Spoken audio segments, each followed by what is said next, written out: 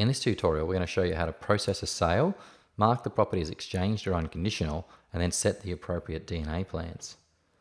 First of all, we'll go into the properties and we'll find the property that we've just sold, which is 17 Malua Street, and we'll click into that.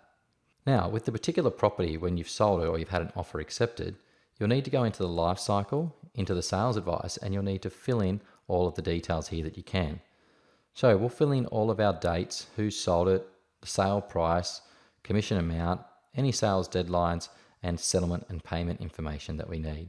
So I've entered in the basics of our sales details, a few dates, what agent sold it, the price, and commission percentage.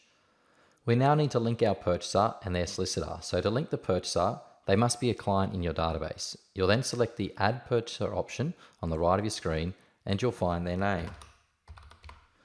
You'll then select them from the list and hit Link. You'll then be able to add your solicitor or conveyancer for your purchaser by hitting the Add Purchaser Solicitor button. This will take you to the part of the sales advice where you can select them from a drop-down list and they will then be attached to the sale and you can hit Update Sales Advice. Now on the right-hand side of the screen, you'll have all of the parties attached to this sale. If you scroll to the bottom of the sales advice screen and you have a default sales advice letter set up and linked in locked on, you'll be able to print your standard sales advice, which will merge all of your sales letters by clicking the Print Sales Advice option here. Now that you've entered in all of the parties and all of your key sales information, you can start applying the appropriate DNA plans.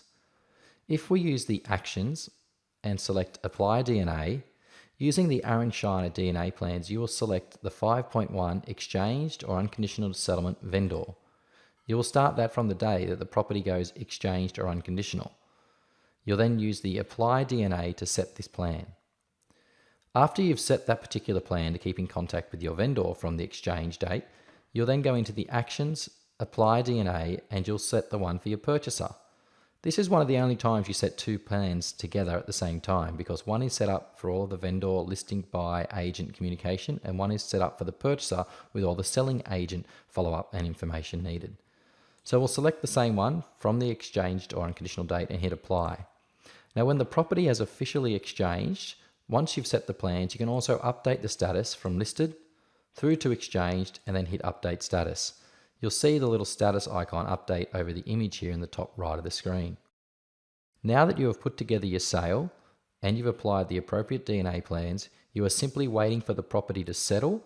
You will then update the status to settled and we will use the Transfer Property button to move this property from the vendor to your purchaser and set all of the anniversary follow-up plans.